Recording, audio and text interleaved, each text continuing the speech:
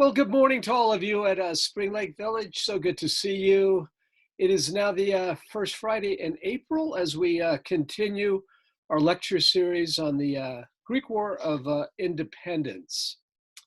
Now, in our last lecture, we explored the colorful and controversial life of Lord Byron, who is generally championed as the greatest Philhellene of Europe. He did so much to rally support among the aristocracy of Europe, encouraging them to finance the Greek War of Independence, and in some instances to participate as he did.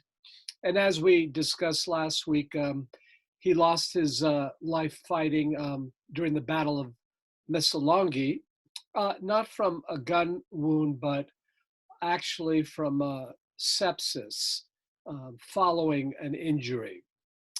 Now, this week, we're going to be exploring some of the great protagonists of the Greek War of Independence, and it's through these bigger than life individuals that we really understand Greek patriotism and the Greek national spirit.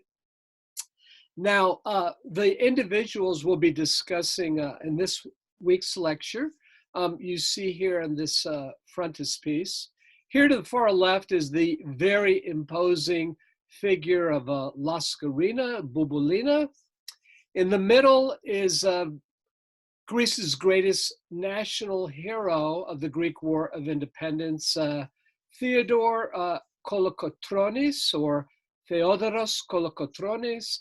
And this is a typical cleft, one of the famous highwaymen, these mountaineers of the central Peloponnese, who from the 15th century onward were the great independent guerrilla warriors who were best known as the brilliant warriors during the Greek War of Independence. And Kolokotronis came from a long line of clefts. Now, in examining the lives of these individuals, you have to take some of the stories that have been passed down through the generations with a grain of salt and be somewhat dubious. Of course, that's true with many of the sort of legends surrounding some of our founding fathers like George Washington and other great military figures, especially during the American Revolution. Some of these stories are not altogether true, and it's certainly the case with many of the stories and legends that pass down through oral tradition, swirling around many of these remarkable figures. So today, I'd like to examine the Greek War of Independence through the eyes of these very remarkable individuals. And I think it makes the study of this period much more approachable, much more understandable, and much more lively. So again, thank you for joining me this Friday, first Friday in the month of April. So, as you know from the title, this lecture is been named Heroes, Heroines, and Adventurers of the Greek War of Independence, but we have limited time, so the heroine we're going to examine more fully is this woman that you see displayed on this slide, namely Laskarina Bouboulina. But since the title of this lecture does mention heroines, I thought I'd mention very, very briefly two other remarkable heroines of the Greek War of Independence, namely Manto Mavroyiannis and Raliou Karatsou. So Manto Mavroyiannis, although of Greek descent, was actually born right at the end of the 18th century in Trieste, Italy. At that time, Italy was part of the Austrian Empire. And Mavroyiannis and her family moved to the Greek island of Paros. That's a very lovely island in the Cyclades island group, not far from the island of Mykonos. So she and her family moved to Paros in the Aegean Sea around 1809. And we find her becoming part of the, of course, very influential secret society that we discussed in our very first lecture, or I think in our second lecture, I should say, the Society of Friends, the Filiki Eteria, this secret organization that really spearheaded the Greek War of Revolution. She had discovered that her father had already been part of that group. Now she was wealthy, well-educated, had many influential friends, and she did much to encourage her wealthy friends to support the Greek war effort by supplying the money necessary for armaments, weaponry, etc. And then she moved from Paros to the island of Mykonos, where she invited many other leaders to join the revolution. Many of the islands of the Aegean, as well as the Saronic Gulf, were the islands that joined in the revolt very, very early on in the spring of 1821. She moved then to the port town of Nafplion, site of a number of sieges, and there she lived until the end of the war in 1831, 1832, and she was made a lieutenant general. She died some years later in 1748 as a result of typhoid fever. So that's Manto Mavroyiannis. And then we have Raliu Karatsu, who was actually born into Bulgarian Greek royalty and was actually famous as an actress and a theater director and a translator.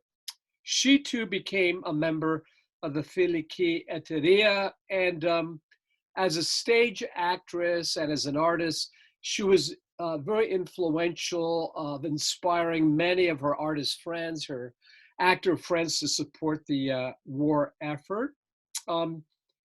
Karatsu also translated and performed plays in Western Europe, and she became very influential as a propaganda tool for encouraging support of the Greek War of Revolution. She died at the age of 71 in 1870. But now I want to spend the first half of this lecture or so discussing one of the most remarkable women in the history of Greece, certainly in the history of the formation of the modern state of Greece, and that is the woman you see here in the upper right-hand corner, and the one you see here in the lower left-hand corner. This is the most famous heroine of the Greek War of Independence, Laskarina Bouboulina, born in May of 1771 from a prosperous family. Actually, she was born in a prison cell in the capital of the Ottoman Empire of Constantinople because her father, Stavrianos Binotssis, had been imprisoned there for his participation in the Orlov Revolt of 1769-1770 during the reign of Catherine the Great. So when Bouboulina's mother, Paraskivi, shortened to Skevo, visited her husband Stavrianos, she became pregnant and gave birth to her daughter Laskarina in 1771. So interesting. It's an interesting place to have been conceived. Now, her father died not too long after Bubulina was born in May of 1771, and the family moved back to the island of Idra, although although she actually hailed, the mother did, from the nearby island of Spetses. I'll show you a map in just a minute. I'm sure a lot of you are kind of familiar with the islands in the Saronic Gulf just off the coast of Athens. I'll show you a map in just a minute. But they would return to the island of Spetses when her mother, Skevo, married a captain by the name of Dimitrios Lazarou Orlov. So interestingly, a member of the famed Orlov family. Interesting how the family of Bubulina has this association with Russian aristocrats, because, as I mentioned before, many Greek captains and sailors did serve within the Russian Empire and achieved great distinction. So she did move to the island of Spetses, eventually had 8 half sisters and half brothers. And then Bubulina herself married a shipping captain by the name of Dimitrios Yanouzas, and he died. And then she married Dimitrios Boubulis, and she took her surname from Boubulis, the feminine spelling of Boubulis, Bubulina. So she's best known in history as Bubulina.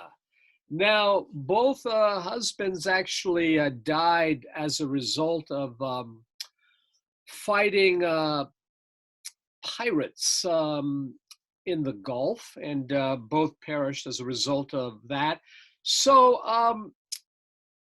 after having 7 children, she was widowed, and she took over her second husband's maritime enterprises. He had been very successful, had built a small fleet.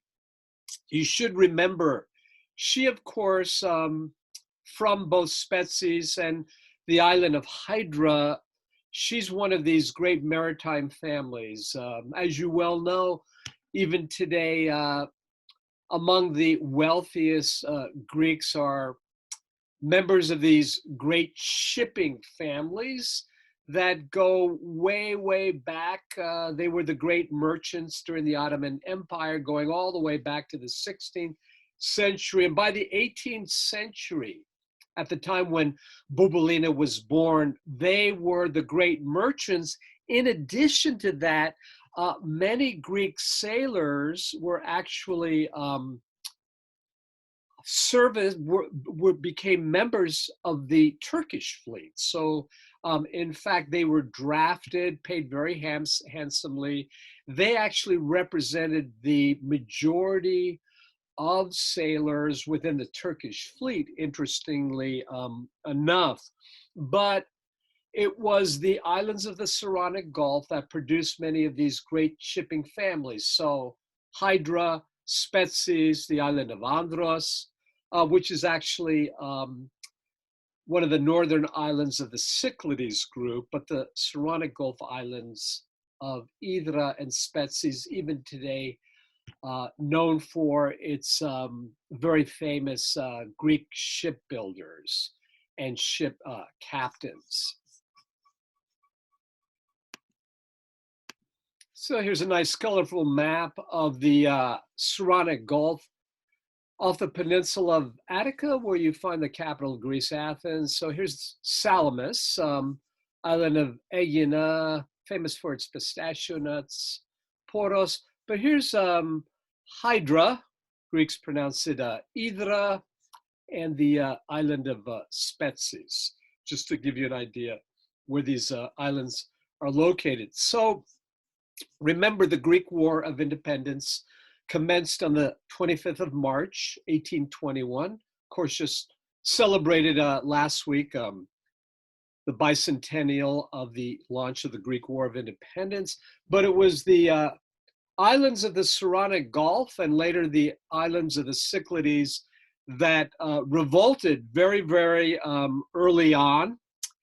And many of the Greek captains became heroes of the Greek War of Independence, famed as great sailors, great captains, and much to the displeasure of the Ottoman fleet, because many of those who had been working in the service of the Sultan of the Sublime Porte in Istanbul now were fighting as patriots for the Greek cause. And this, of course, depleted the number of sailors within the Greek forts. So again, not only were the Greek soldiers the source of recruiting, they were now altogether cut off from naval command. So a lot of the Turkish crew members had to be recruited from dock workers and peasants who not only were not supportive really of the Turkish cause, but just lacked the skills as sailors, etc. So that's the situation now that took place in the Saronic Gulf with the revolts that erupted on islands of Hydra, on the islands of Spetses, Aegina, and later to islands like Andros, Mykonos, Paros, etc. The centers of the Greek fleet. So we know, and this is probably true, that no doubt her father, but certainly her husbands, while they were alive, had taken Bubulina with them on some of their sea voyages. Not altogether unusual. Wives and children often accompanied their husbands on maritime trade, etc. And she showed herself not only a very able and skillful sailor, but also very adept in commerce and trade, which would serve her well when her husbands passed on, especially her second husband, who left her with a rather sizable fortune that she increased, and she would build even more ships that would be so important in the Greek fleet once the Greek War of Independence erupted in the spring of 1821. Her most famous ship was this, the Agamemnon, of course named after the famous Mycenaean king in Homer's Iliad. It was in fact the largest ship in the Greek fleet, and she actually had to bribe a number of Turkish officials who permitted her to construct this very large ship. Now, once she became widowed to Bubulinis, the Ottomans, knowing of her deep pockets and her desire to want to underwrite a fleet, they tried to steal her money, tried to steal her boats and property, and also because her husband had fought against the Ottoman fleet under the auspices of the Russian Navy. So in 1816, she made her way to Constantinople, where she met with the Russian ambassador from the famous Russian family of the Stroganovs. So there's that famous Stroganoff dish, that beef stroganoff named after the Stroganovs. And he was instrumental in helping her preserve her wealth. He sent her off to the Crimea. Her wealth was safeguarded also because Bubulina met with the Sultan's mother, and she was able to appeal to another mother, et cetera, et cetera. Again, some of these stories are a little suspect, but in any case, she was able to preserve her estate, her wealth, her ships when she returned from the Crimea to the island of Spetses sometime around early 1817. And as I mentioned, not only a skilled sailor, but a great businesswoman who was able to expand her wealth.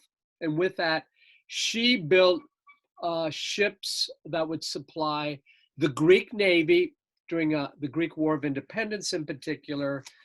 This famous ship. This is a picture of Bubulina on one of the old Greek drachma notes, the 50 drachma note on the reverse side. You see Bubulina and her ships.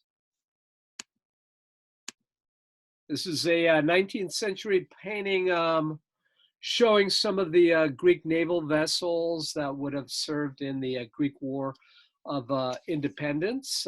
There were, as you know, even during the course of the war, a number of paintings that served propaganda purposes. These would have been purchased by Philhellenes in Britain, in France, in Germany as part of the war effort, and it inspired many to support the Greek cause for independence.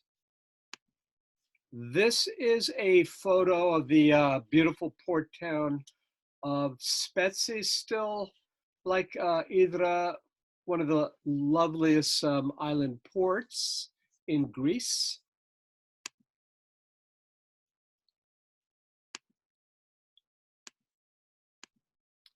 So as I mentioned just a moment ago, there are a lot of legends, a lot of apocryphal stories, again, that are sort of suspect about Bubulina. It is probably true that she was not a very fetching woman, not particularly attractive, and as she grew older, she was known, and no doubt this was true, many of the Greek women had very fiery tempers. She was known to drink liqueurs, alcoholic beverages, just like her male compatriots.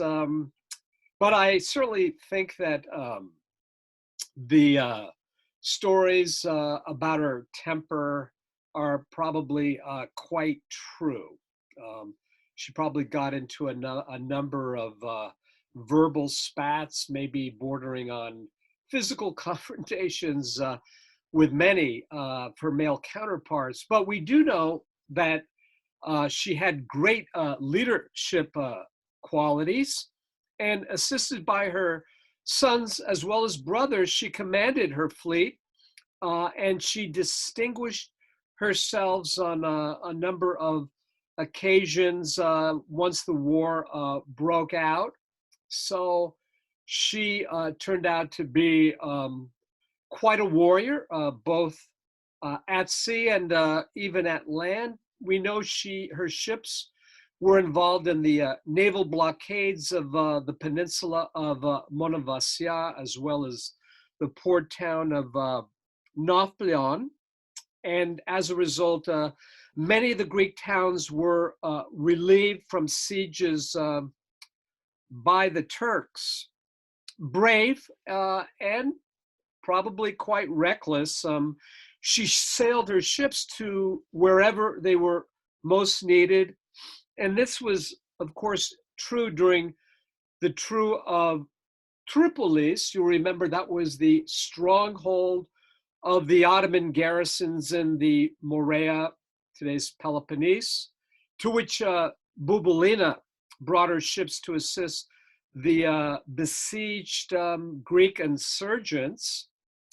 After the first battle ended, she was the first of the liberating forces to enter the relieved town. And she did so in very dramatic fashion on horseback. And here's an embroidered cloth, beautiful embroidered cloth. I tried to find that one that was more detailed. I couldn't. In any case, this was sort of her moment of triumph. She was greeted by the all-male troops with loud cheers. They said, Capitanisa, Capitanisa, which is just the female variant of captain, so the lady captain, and Megali Kiria, meaning our great lady. And once Tripoli fell to the Greek army, Bouboulina herself was instrumental in freeing the female members of the Sultan's house. Now, this is a promise she may have made years earlier to the mother of the Sultan at the Sublime Porte, that she would safeguard during the Greek War of Independence the upper echelon of the household of the Sultan. So she was true to her word. So this was the family of Khurshid Pasha.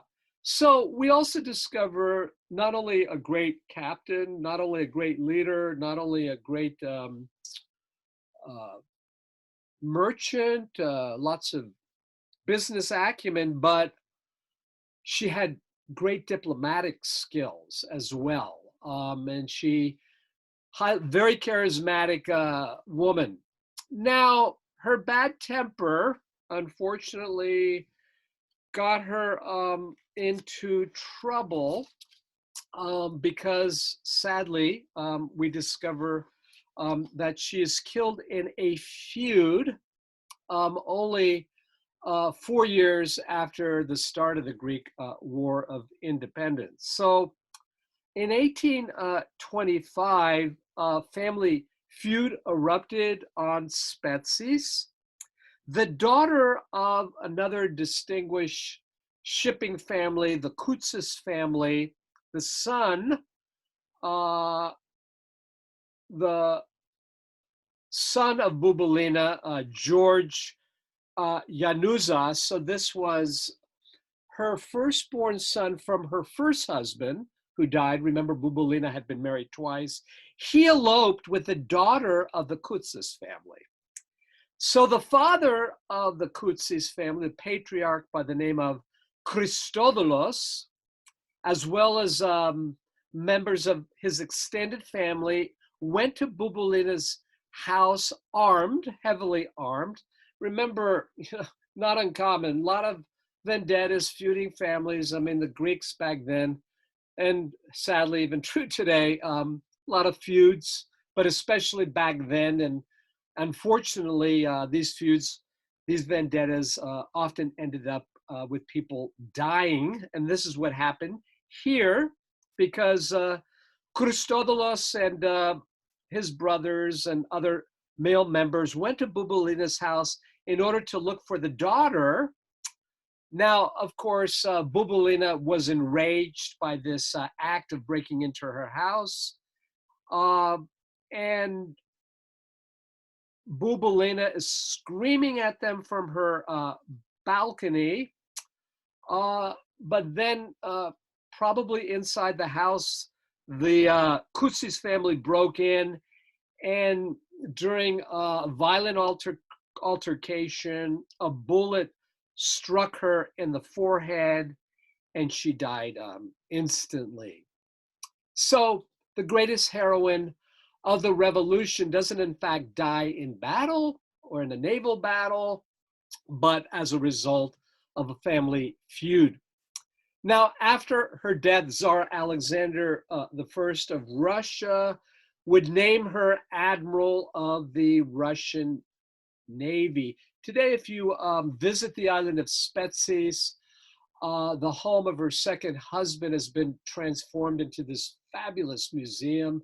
You really learn about the period, the Greek War Revolution, all sorts of great artifacts from the first quarter of the 19th century, all sorts of maritime memorabilia, letters, personal effects, etc. If you ever return to Greece and have a chance to visit Spetses, I really encourage that.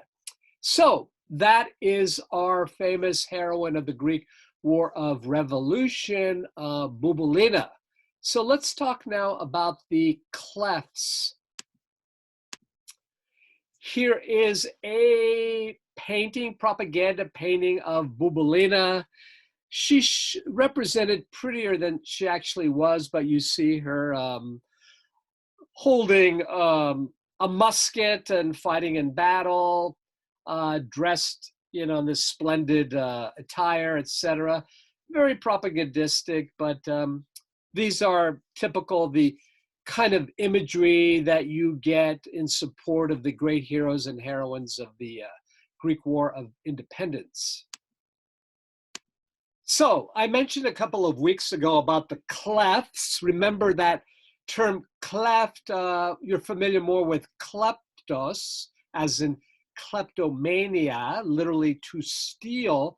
These were the epic highwaymen, the rugged mountain warriors of the Peloponnese who had retreated and became famed guerrilla warriors once the Ottoman Turks took control of Greece in the middle of the 15th century. Many of them had evaded Ottoman authority. A lot of them fought continuously against the Ottoman overlords, but for the most part, they were highwaymen. They were bandits. They stole a lot of things. They stole cattle.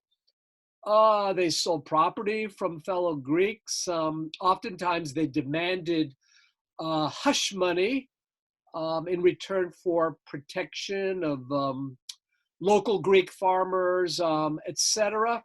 In many ways, they're kind of reminiscent of some of these famous bandits and highwaymen that still exist today on the island of Corsica, even similar to some of these sort of notorious types, bandits also we find on the island of Sicily going back many centuries. But I think the best analogy are Corsicans, if you will. But in any case, the clefts are mostly famous as the great warriors of the Peloponnese. And they will go down as some of the great epic heroes of the Greek War of Independence, if not the most famous. And once again, a lot of the stories that were passed down by Greek families over the centuries, again, you have to be very, very skeptical as to the veracity of these accounts, bigger than life individuals, and they cut down more than 60 Ottoman Turks. But what you should know, and we're going to be discussing this, is the clefts were very, very violent individuals, very violent men. And they too, sorry to say, were guilty of some really horrific atrocities. And we do have to highlight that. Next week, we will be discussing, in discussion of the massacre of Chios, the third siege of Missolonghi, the siege of Psara, the horrific brutality perpetrated on the Greek population by the Ottoman Turks. But you should know too that the clefts in particular were very brutal in wiping out the Turkish population in the Morea as well. And that cannot be underestimated. Many of the great Philhellene writers like Byron and others sort of extolled, through hagiographic terms, the glory and the great exploits of the clefts by sort of underreporting, if you will, some of their more savage exhibition of warfare. So we'll highlight that next week, because we do have to have a balanced overall picture of what took place. But again, here you see engravings, paintings of what these kleptic warriors look like. Now, there were also among clefts, and some went back and forth. So while on the one hand, clefts were brigands, of course, they became the famed warriors of the Greek War of Independence.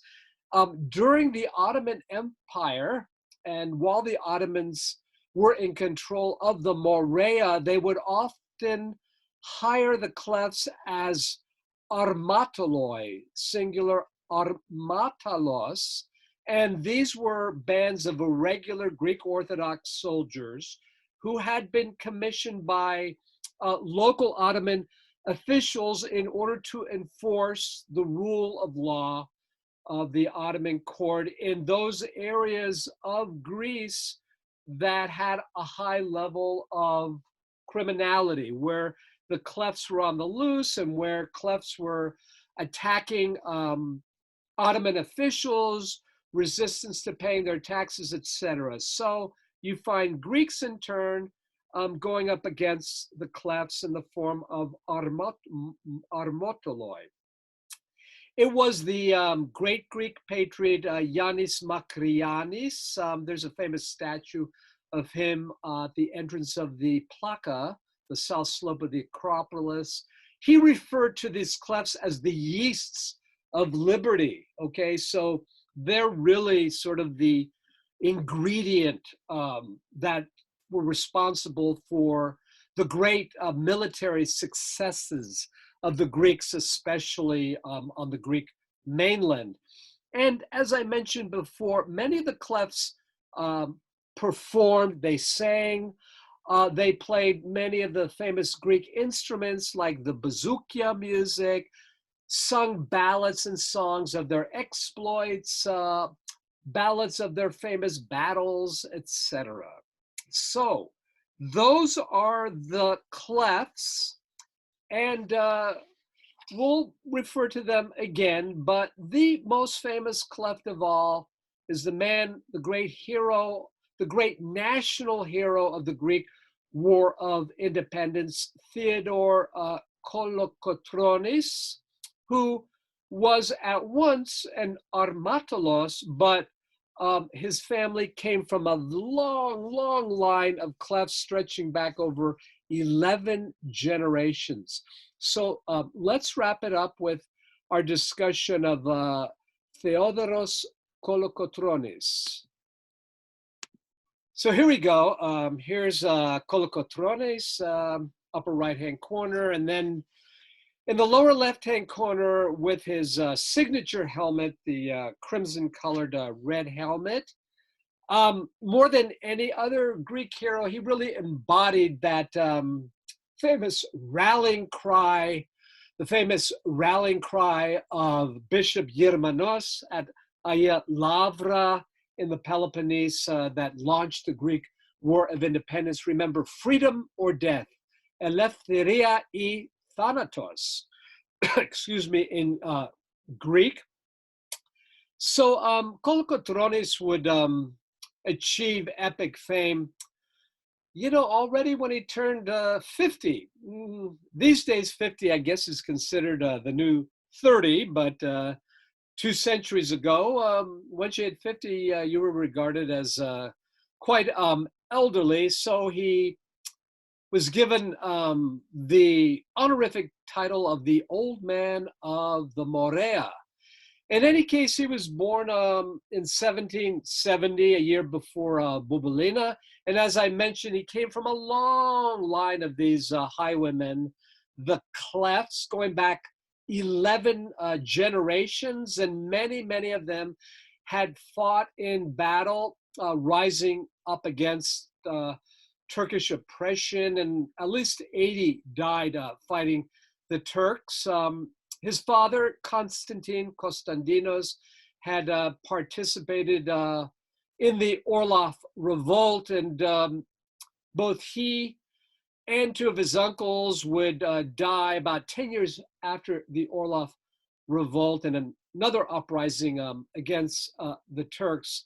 Now, he's actually, Theodore is a pretty common Greek name, meaning in Greek, gift of God, but during the 19th century, many of them were named after Fyodor Orlov. So Fyodor is simply the Russian spelling of Theodore. So Fyodor Orlov. And Theodore did come from this long line of Clefs, but he was hired to be by the Ottomans, again, an armatalos, again, the militia that was employed by Ottoman officials to put down Cleftic uprisings, go after Clefs, etc. In 1805, so when he was about 25, he, like so many young Greek sailors, served in the Russian Navy, and that's what Theodore did. He joined the Russian Navy, and we find him servicing brilliantly in one of the Russo-Turkish wars. There were about 3 or 5 of those battles between the Ottomans and the Russian Empire.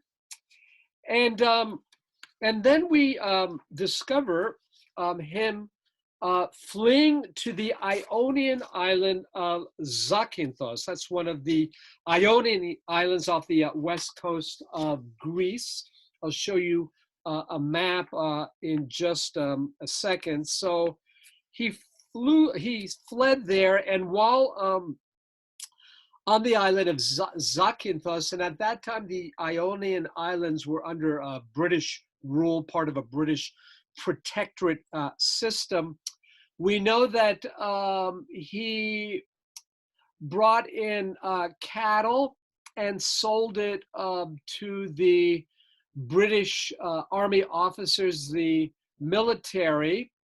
While on the island of Zakynthos, Kolokotronis, illiterate though he was, did make it a point to learn as much as he could from Greek teachers, scholars, even English tutors, as much as he can. Little by little, they teach him to read. He actually eventually learns to read later on in his life, in his mid-40s. But for the most part, he was kind of illiterate, but he absorbed everything he possibly could. He learned about the ancient Greek philosophers, the Greek orators, the glory days of ancient Greece. But in particular, he learned about the French Revolution and the ideals of Napoleon, the ideals of liberty, equality, egalitarianism. And so, like many other Greeks, it was the ideas of the French Revolution that inspired him to revolt against the Ottoman yoke. So he was enlisted by the British military and served under the very able British officer, Sir Richard Church, who himself was a great Philhellene, very supportive of the Greek cause for independence. And it was really under Sir Richard Church, that he learned to become a great military officer, learning British strategies, tactics that would serve him so well in his engagements in the Peloponnese, that would eventually earn him great distinction as a war strategist. But it was as a result of his days serving under Richard Church, eventually being elevated to the rank of major. We also know that he became a member of the Philiki Eteria as well. And while he was in the service of the British Army on the island of Zakynthos, he started wearing And again, you see it here, the famous red helmet. So that was his famous signature, the sort of symbol of Kolokotronis, this famous, brilliant red helmet that he wore during his military exploits. So now here's a nice map showing the islands of Ionia. So when he fled to here, the island of Zakynthos, here we have also Cephalonia, Ithaca, where Odysseus was born, Lefkada, but Zakynthos, in Italian known as Zante, because they were under Venetian control, even under French control for a time. So that shows you the Ionian Islands, and in particular, the island of Zakynthos.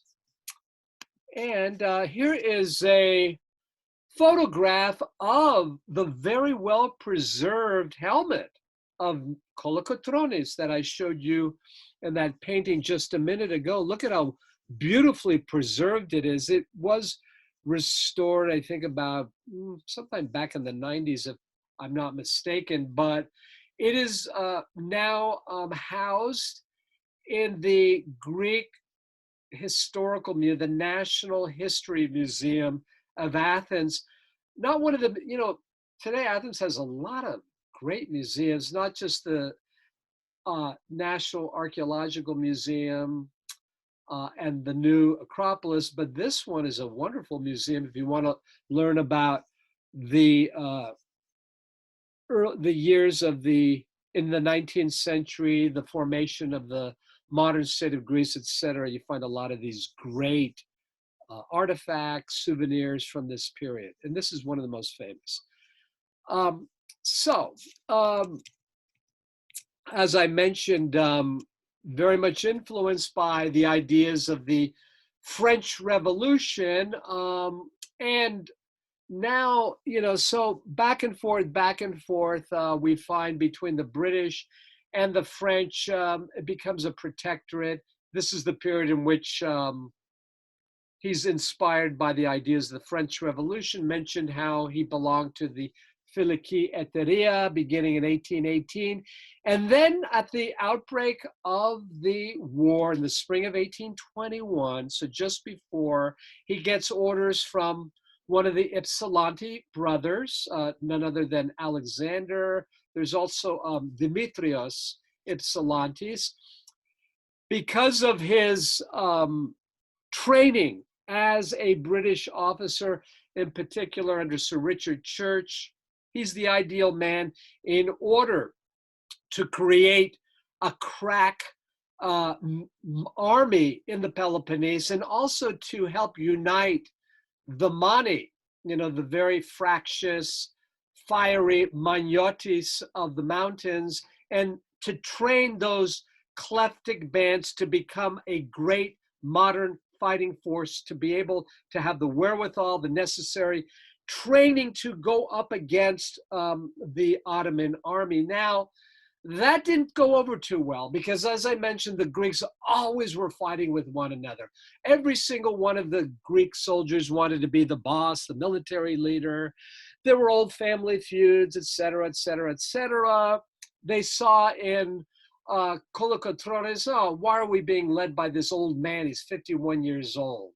Oh, he's the Archistrategos, the leader.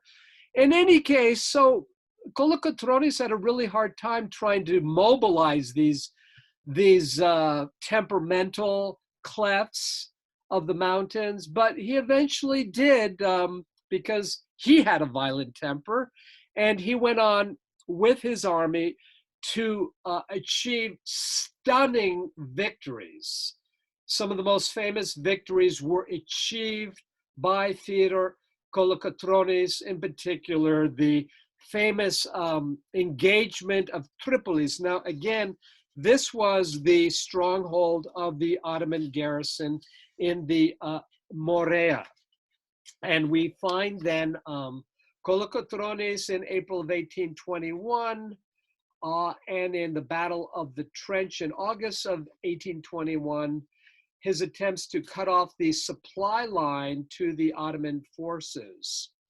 So, primary goal, of course, was to wipe out the Turkish forces, which he did with great brutality. I have to say that under Kolokotronis, literally thousands of Turkish soldiers, as well as members of the family, were struck down by the Greeks. But also the Ottoman Turks were very much guilty of horrible examples of savagery and brutality on the Greek population as well. He scored his greatest victory, one of his greatest victories at the Battle of Valetsi near Tripoli. Here you see him on horseback in April of 21. And then the famous siege of Tripolitsa against a force of some 10,000 Turks in September of 1821. But again, as I mentioned, it came at a high cost. Horrible savagery on the part of the forces serving under Kolokotronis. More than 8,000 Turks of Tripolitsa were brutally massacred, and it included as well Jewish members of the population, Christian supporters of the Ottoman Turks also. So savage was this that even many British officials lamented, cried out against this this horrific act on the part of Kolokotronis's forces. He even ordered the plane tree, the famous plane tree in the marketplace of Tripolitsa, to be cut down and burnt, because this was the tree from which so many Greeks had been hanged by Ottoman officials. Then he went on to capture the following year, early in 1822, the great fortresses of Acrocorinth that overlooks the Gulf of Corinth. And then at the entrance to the Gulf of Corinth to the west, the famous fortress of Patras. Here is a map showing Tripolitsa, and again, he had learned important military strategy under Richard Church, but he completely surrounded Tripolitsa from the north. Up here, you can see his division, and they were able to just eventually overwhelm the very large army of 10,000 Turks, but again, at a great cost. Here you see them victorious with a Greek Orthodox Church, priests holding a Greek cross triumphantly, but then you see here Turkish women kneeling, begging for mercy. So again, great victory, but great brutality in the meantime. But again, he does go down. Whoops, sorry about that. Here I am. Don't know what happened. Get back to.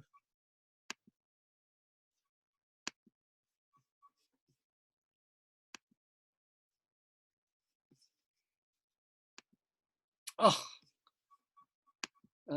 I was doing so well. Too many. Let's see here. Get back here. Share.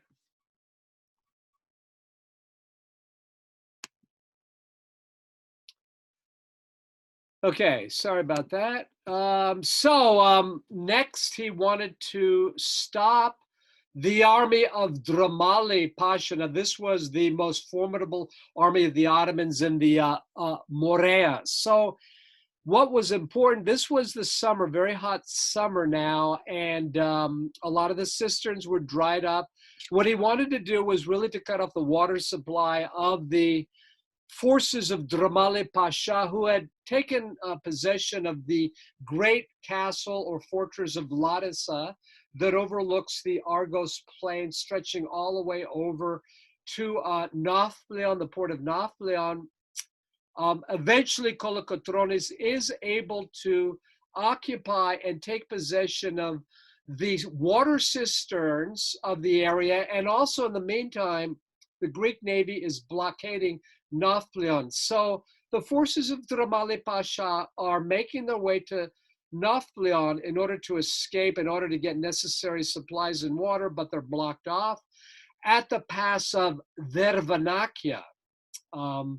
This en route now to Corinth, okay? So Dramali, with his huge force of 36,000, needing necessary supplies, especially water, makes its way through the narrow gorge of Dervanakia. And this is where Kolokotronis, his band of nearly 8,000 warriors, just decimates Dramali forces. And again, another bloody engagement. But this is the battle that achieves the greatest fame, epic fame, for Kolokotronis, the famous Battle of Dervanakia, wiping out the forces of Dramali Pasha. He then goes on to liberate the port of Nafplion in December of 1822. And this is where he makes the famous proclamation, Greeks, God has signed our liberty and will not go back on his promise. Unfortunately, after these great victories, both Dervanakia and the liberation of the port of Nafplion, the Greeks descend into civil war. They fight among one another, and we're going to be talking about that in a subsequent lecture, is that just when victory is at hand, the Greeks descend into civil war. And he gets caught up in between the civil war, imprisoned on the island of Hydra, but then he is made afterwards in 1825 the commander of all the Greek forces to fight up against the Egyptian mercenary army brought in by the Sultan to fight the Greeks. After the Greeks score victory in 1831, and the modern state of Greece is established by Greece's first ruler, the famous Russian diplomat who served under the czars of Russia, the famous John Kapodistrias, whom we'll mention again, famous at the Congress of Vienna in 1815. He is Kolokotronis, very much is sort of the senior advisor to Kapodistrias. Then after the assassination of Kapodistrias, just shortly after the establishment of the Greek state, in October of 1831, he's assassinated, and then Greece will have a monarchy under its first king, Otto I. Eventually, Kolokotronis was sentenced for treason and imprisoned a second time, but will be pardoned by King Otto of Bavaria, the first king of Greece, but eventually dies in 1843.